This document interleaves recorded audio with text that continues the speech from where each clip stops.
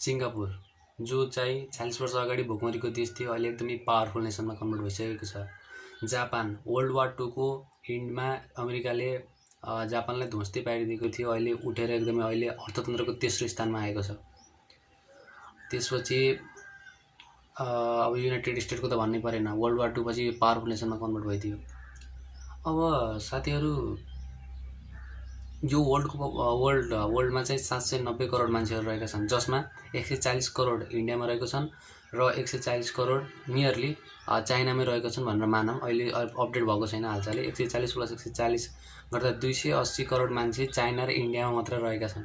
वर्ल्डको wanted पपुलेसनहरू India र चाइनामा रहेका छन्।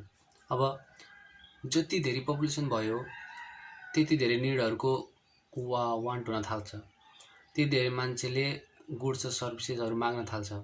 जस्तै फुड भयो, क्लोथिङ भयो, त्यसपछि फ्यान भयो, कुलर भयो, टिभी भयो, त्यसपछि मोबाइल फोन भयो, त्यसपछि यी राइस कुकर भयो, यी आदि एप्लायन्सेसहरू अथवा होममा चाहिने बेसिक निडहरू खोज्न थाल्छ। अब मेरो प्रश्न के छ भने, के हामीले कन्ज्युम गर्ने जुन हामीलाई चाहिने बेसिक निड कन्ट्रीमा प्रोड्युस हुन्छ त? यदि त्यो प्रोड्युस कन्ट्रीमै हुन्छ भने त्यो कन्ट्रीले प्रोग्रेस गर्न सक्छ। यदि त्यसले बेसिक निडहरू चाहिँ आफ्नो कन्ट्रीमा उत्पादन गर्न सक्दैन र अरूको भर पर्छ, अरूको देशको भर पर्छ भने त्यो कन्ट्रीले कहिले पनि प्रोग्रेस गर्न सक्दैन। अब त्यसमा के हुन्छ त भन्दाखेरि, अहिले वर्ल्डको इकोनोमी अथवा वर्ल्डको जीडीपी भन्छ, total number of product and services produced in the country is said to be GDP. जीडीपीले कन्ट्रीको इकोनोमीलाई रिफ्लेक्ट गर्छ। अहिले वर्ल्डको टोटल जीडीपी भनेको $80 ट्रिलियन US डलर रहेको छ। अब युनाइटेड स्टेटले $21.43 US ट्रिलियन टर्नओभर रहेको छ एक वर्षमा। त्यसपछि दोस्रो नम्बरमा आउँछ युरोप। युरोपको $18.3 ट्रिलियन US रहेको छ। युरोपमा धेरै कन्ट्रिजहरू जोडेर गरिएको हो, युरोपहरूमा त धेरै कन्ट्रीहरू पर्ने गर्दछ। र चाइनामा चाहिँ $14.34 ट्रिलियन US रहेको छ। दोस्रो नम्बरमा चाइना पर्छ, किनभने अब युरोपमा धेरै कन्ट्रिजहरू जोडेर युरोप भनिएको हो, त्यसै कारणले गर्दाखेरि चाइना दोस्रो नम्बरमा पर्छ। अब यसरी हामीले हेर्दाखेरि युनाइटेड स्टेटले नियरली वर्ल्डको जीडीपीमा 27% कन्ट्रिब्युट गर्छ। त्यसपछि चाइनाले 18%, त्यसपछि युरोपले 23% कन्ट्रिब्युट गर्छ। अब इन्डियाले कति कन्ट्रिब्युट गर्छ त भन्दाखेरि जम्मा $2.869 ट्रिलियन US मतलब त्यसको जीडीपी रहेको छ। अब नेपालको भन्नुहुन्छ भने 30.64 बिलियन रहेको छ, बिलियन, ओन्ली बिलियन, 1 ट्रिलियन पनि छैन। अब इन्डिया नेपालको भन्दा बढी जीडीपी भए तापनि त्यहाँको पपुलेसन धेरै भएको कारणले गर्दाखेरि इन्डिया पनि नेपालभन्दा कम पर्न आउँछ, किनभने जति धेरै पपुलेसन भयो त्यति धेरै निड बढ्ने भयो, र जति धेरै निड बढ्ने हो त्यति धेरै जीडीपीको खाँचो पर्ने गर्दछ। अब जस्तै अब नेपालमा चाहिँ 30.64 बिलियन US रहे तापनि नेपालको पपुलेसनमा ठिकै मान्न पर्छ। नियरली 2000मा चाहिँ जम्मा $5 बिलियन US रहेको थियो, अहिले 2020मा आएर चाहिँ 30.6 टर्नओभर रहेको छ। त्यो एकदमै राम्रो कुरो हो, भए तापनि अब त्यति मात्र भएर पुगेन। अब अरूहरूको कन्ट्रिजहरूले जति प्रोग्रेस गरिरहेको छ, नेपालले त्यति प्रोग्रेस गरिरहेको छैन। र अब यो हेरेर चाहिँ अब युनाइटेड स्टेटमा पपुलेसन रहेको छ जम्मा 32 करोड। 32 करोडमा 21.43 ट्रिलियन US चाहिँ एक्लै कमाइदिन्छ। त्यसैले त पावरफुल नेसन भएको छ। अब जति धेरै जीडीपी हुन्छ नि, जति धेरै प्रोडक्ट सर्भिसेसहरू अरू कन्ट्रिजमा बेच्न पाइन्छ, जस्तै अमेरिकाले बेच्छ नि त, बेचिसकेपछि सर्टेन एमाउन्ट अफ ट्याक्स चाहिँ त्यसले गभर्मेन्टलाई तिर्नुपर्छ। अब गभर्मेन्टलाई तिरिसकेपछि गभर्मेन्टमा हाई बजेट जान्छ, त्यसपछि डेभलपमेन्टमा फोकस गर्न पाउने भयो।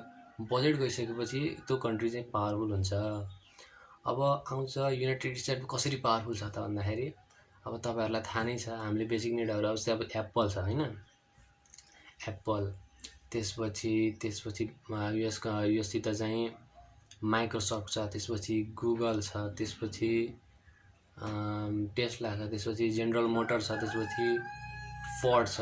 अब यी चाहिँ एकदमै पावरफुल, एकदमै यिनीहरू यो कम्पनीहरूको चाहिँ प्रोडक्टहरू चाहिँ अरू कन्ट्रिजहरूमा बिक्ने गर्छ, अरूहरूले किन्ने गर्छन्, यसको हाई डिमान्ड रहेको छ, जसले गर्दाखेरि यो कम्पनीहरू जहिले पनि प्रोफिटमा हुन्छन् र टर्नओभर बढी हुन्छ, जसले गर्दाखेरि जुन कन्ट्रीमा यो कम्पनीहरूले आफ्नो पहिलो ब्रान्च खोल्यो अथवा सुरुवात गरे होइन, त्यो कन्ट्री चाहिँ एकदमै पावरफुल हुन्छ, किनभने यिनीहरूको टर्नओभर बेसी हुन्छ, जसले गर्दाखेरि कन्ट्रीको इकोनोमीमा इन्हान्स हुन्छ। अब नेपालको कुरा गर्दाखेरि जम्मा 30.64 बिलियन US डलर रहेको छ।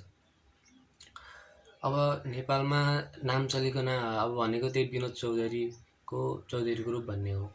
अब ठिकै हो, मान्नुपर्छ। अब नेपालमा त्यति चौधरी ग्रुप भन्ने एउटा रिफ्लेक्ट गर्ने त कम्पनी रहेको छ, अरू त छँदै छैन। अब चौधरी ग्रुपमा चाहिँ के हुन्छ त भन्दा अब चौधरी ग्रुपले पहिला वाइहरूको के अरे चाउचाउहरू बेच्ने होइन, त्यसपछि अहिले चाहिँ सिजी सिमेन्ट पनि आएको छ होइन, सिजी होम एप्लायन्सेसहरू पनि बेच्ने, पङ्खा फ्रिज यता कुलर सबै होइन, तेल सेल सबै घरमा लगायत सबै प्रड्युस गर्न थालेको छ। त्यो राम्रै मान्नुपर्छ। तर अरू कन्ट्रिजहरूको तुलनामा भन्दा चाहिँ नेपाल एकदमै तल रहेको छ। हेर्नुहोस्, अब जुन कन्ट्रिजले आफ्नो कन्ट्रीभित्र कम्पनीहरूको स्थापना गरेर अथवा केही खोलेर होइन आफ्नो प्रोडक्ट सर्भिस अरू कन्ट्रीमा बेच्न सक्दैन, त्यो कन्ट्रिज एकदमै पुवर हुन्छ। अब साउथ कोरियालाई नै हेर्नुहोस्, साउथ कोरियाको स्यामसङ रहेको छ, एलजी रहेको छ, ह्युन्डाई रहेको छ, यी साउथ कोरियाको एकदमै नाम चलेका कम्पनीहरू। अब स्यामसङ, एलजी र ह्युन्डाईले मात्रै 30 देखि 40% GDP साउथ कोरियाको मतलब गर्छ, हेल्प गर्छ GDP बढ्नको लागि अथवा कन्ट्रिजलाई ट्याक्स तिर्नको लागि होइन, त्यसको आफ्नो हुन्छ नि जुन कन्ट्रिजको इकोनोमीलाई बढाउनको लागि एकदमै हेल्प गर्छ, जसले गर्दाखेरि साउथ कोरिया अहिले एकदमै तीव्र गतिले डेभलप भइरहेको छ।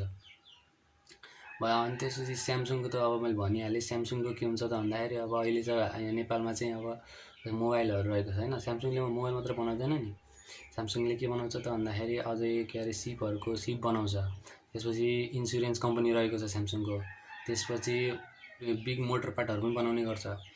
अब जसले अब हुन त स्यामसङ पहिला फिसिङबाट सुरु भएको, अहिले मोबाइल बनाउन थालिसक्यो है, मोबाइल बनाउनेमा आयो। अब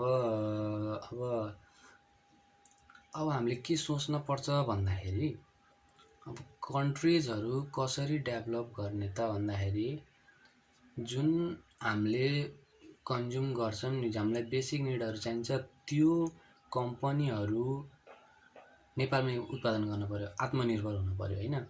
त्यो हुनको लागि गभर्मेन्टले हेल्प गर्नु पर्यो। तर गभर्मेन्टले के सोच्छ भन्दाखेरि भोटिङ लिन मात्रै, भोटिङ हामीले दिन्छौँ नि, भोट गर्छौँ नि, उनीहरूले के भन्छन् भन्दाखेरि अब हाम्रो जनताहरू भोकले मर्दैनन्, हाम्रो जनताहरूलाई जबको फेसिलिटी दिन्छौँ होइन, अनि त्यसपछि जब हामीले ग्यारेन्टी गर्छौँ। अब त्यो गर्छन्, तर नेपालमै कम्पनीहरूको स्थापना गरेर रोजगार दिए पो त्यसले मायना राख्छ। अब विदेशी कम्पनी ल्याएर नेपालमा ल्याएर त्यो कम्पनीले त आफ्नो प्रफिट मात्रै खोज्छ, हामीलाई त त्यस कुरा हाम्रो त केही लेना देना छैन, आफ्नो प्रफिटसँग लेना देना छ। अब त्यो कम्पनी हाम्रो देशमा आएर मानौँ अब हाम्रो देशको इम्प्लोइहरूलाई गर्यो के अरे हाल्यो, अब सपोज गर्यो, त्यो सर्टेन एमाउन्ट अफ मनी चाहिँ वर्करहरूले चाहिँ लिने भयो होइन, फेरि त्यो प्रोडक्ट अल्टिमेटली हामीलाई चाहिँ बेच्छ, चाहिँ हाम्रै मान्छेको पैसा फेरि त्यसैलाई पनि जान्छ, जसले गर्दा त्यसलाई प्रफिट हुन्छ। त्यो कन्ट्रीको पैसा त फेरि गयो, मतलब कन्ट्रीले फेरि त्यसले चुना लगाइदियो। हेर्नुहोस्, त्यसरी चाहिँ देश चाहिँ कहिले विकास हुँदैन। अब हामीले युएसले पनि त्यही गरिरहेको छ। अब जापान त अब जापानको 5.08 ट्रिलियन US डलर रहेको छ नियरली टर्नओभर। हेर्नु त कति छ, हाम्रो त जम्मा 30.64 बिलियन US डलर। अब एप्पलको भन्नुहुन्छ भने एप्पलको $230 बिलियन रहेको छ सालको टर्नओभर, जुन नेपालको भन्दा बढी छ क्या। नेपालको जम्मा 30 छ। अब 30 र 230 भनेको त कहाँ 200%, त्यस्तो हुँदैन। हेर्नुहोस् अब हाम्रो देश एकदमै पछाडि छ। अब हजुरले केही उही गर्नु पर्दैन, सङ्कै मान्नु पर्दैन। हाम्रो देश एकदमै पुवर छ भनौँ न, अब पुवर छ भनौँ भने अब कस्तो आफ्नो देश होइन, त्यसै आफैले गर्नुपर्छ क्या साथीहरू। यस्तो अब अरूहरूले त भन्ने गर्छन् ए जब चाहियो। हाम्रो एजुकेसन सिस्टम कस्तो छ, एजुकेसन सिस्टममा चाहिँ हामीलाई पढाइन्छ अब इन्जिनियर पढ्यो, सपोज इन्जिनियर पढे त्यसपछि जब चाहिन्छ। अब नेपालमा के हुन्छ, जब अपर्च्युनिटी छैन। अब इन्जिनियरलाई थाम्नै सक्दैन, इन्जिनियरहरू एकदमै उत्पादन भइरहेको हुन्छ होइन। अब किन उत्पादन हुन्छ त भन्दाखेरि हेर्नु, करिकुलममा के हुन्छ, एजुकेसनमा चाहिँ के हुँदो रहेछ भन्दाखेरि अब इन्जिनियर राम्रो सब्जेक्ट हो त नि होइन। त्यस अरू कन्ट्रिजहरूमा चाहिँ जुन इन्जिनियरहरूलाई जुन इम्पोर्टेन्स दिन्छ नि, इन्जिनियरहरूको भ्यालु छ नि, त्यति नेपालमा गर्दैनन्। किनभने नेपालमा जबलेसहरू मान्छेहरूको सङ्ख्या धेरै भयो, त्यसले गर्दा नेपालमा एउटा मात्रै प्रसिद्ध मतलब एउटा अकुपेसन भनेको एउटा टिचर हो। टिचरमा के गर्छ भने टिचरको नम्बर बढी भइदियो। टिचरहरूले पनि खाना पऱ्यो, आफ्नो फ्यामिली मेम्बरहरू पाल्नु पऱ्यो, यो गर्नु पऱ्यो त्यो गर्नु पऱ्यो होइन। मतलब विद्यार्थीहरू पढाउने काममा ज्यादा फोकस गर्न थाले। बाल मतलब छैन। इन्जिनियर भइसकेपछि तिनीहरूलाई बाल मतलब छैन। किन यस्तो हुन्छ त भन्दाखेरि आफूले पैसा अब आइहाल्छ कि महिनामा साल त्यसपछि अब पढायो इन्जिनियर बनायो। इन्जिनियर बनाएपछि त्यसपछि मतलब मान्छेले बुझ्छ, जब पाउँदैन, सडकमा धक्का खान्छ। त्यसपछि नेपालमा त पढेर केही पनि हुँदो रहेछ भनेर त्यसपछि विदेश जान थाल्यो। यो ट्रेन्ड चाहिँ नेपाली सोसाइटीमा रहेको छ। अब यस्तो किन अब यस्तो हुन्छ त नेपालमा भन्नु त। अब गभर्मेन्ट इन्स्टेबिलिटी हो कि गभर्मेन्ट सरकारले राम्रोसँग हेर्दैन कि अब आफ्नो मान्छेहरू अब त्यो लेभलको क्रिएटिभ थिङ्किङ भएको लिडर हामीले पाउन नसकेको हो कि होइन। अनि त्यसपछि हाम्रो एजुकेसन सिस्टममा रटन्ते शिक्षा रहेको छ, व्यवहारिक शिक्षा छँदै छैन। अब पढ्यो मार्कसिटमा नम्बर ल्याएछ होइन, त्यसपछि त्यसको भ्यालु हुँदैन। हेर्नुहोस् कन्ट्री अब अरू कन्ट्रीहरूले कसरी प्रोग्रेस गरिरहेको छ हेर्नु त, जिडिपीमा कसरी प्रोग्रेस गरिरहेको छ, त्यति नेपालले गरिरहेको छैन। त्यही भएर साथीहरू यो सोच्नुपर्ने कुरा हो, तपाईँहरूले पनि सोच्नुपर्ने कुरा हो। आज मैले यो कुराहरू किन भनिरहेको छु भन्दाखेरि एकदमै आफ्नो देशको बारेमा चाहिँ एकदमै चासो राख्नु एकदमै गहन विषय हुनसक्छ क्या। अब कोहीले मतलबै गर्दैन, बाल मतलब गर्दैन देशहरूलाई। आफ्नो देश भनेको आफ्नो देश हो नि त। त्यही भएर बरु आफैले केही बिजनेस गर्ने साथीहरू, आफैले केही गर्ने क्या त। चिया पसल भए पनि आफैले बिजनेस गर्ने होइन, चटपटी पसल भए पनि आफैले बिजनेस गर्ने, अरूको भर नपर्ने। अरू कन्ट्रिजहरूले कसरी प्रोग्रेस गरिरहेको छ त होइन, त्यो पनि हेर्नुपर्ने हुन्छ हामीले होइन। ल त्यही भएर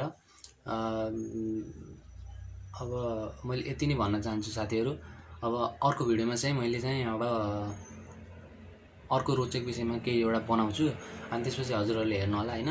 त्यसपछि त्यही हो, नेपाल ध्वस्तै छ। अब एजुकेसन सिस्टम पनि ध्वस्तै छ। अब ह्युमन इम्पावरमेन्टको कमी छ। सबै युथहरू विदेशमा छन्, बुढाबुढीहरू यहाँ छन्। सर्टेन लेभल अफ काम गर्ने कामदार यहाँ छैन, कम्पनी राम्रो छैन, पुरै इन्डियामा भर छ, अनि त्यो चाइनामा भर छ। यस्तो तालले हाम्रो देश कहिले विकास हुँदैन हो कि होइन। हामी युथले के सोच्नुपर्छ भन्दाखेरि एउटा इन्टरप्रेन्योरसिप माइन्ड हुनुपर्छ कि। युट्युबमा त्यो तपाईँ भिडियोहरू हेर्नुभन्दा पनि अनि त्यसपछि अरूहरू चाहिँ जुन इन्डियनहरूकै थट भएका छन् नि त इन्टरप्रेन्योरहरू, तिनीहरूको थट बुझेर चाहिँ हामीले आफूले आफ्नो देशलाई विकास गर्न सकिन्छ। त्यही साथीहरू मैले यति भन्न चाहन्छु ल। तपाईँहरूलाई भिडियो मन पऱ्यो भने लाइक सेयर सब्सक्राइब गरिदिनु होला। र अरू भिडियोहरू यही च्यानलमा मैले हाल्दैछु, सन्दीप पराजुली लाइफ गाइडमा। हस्।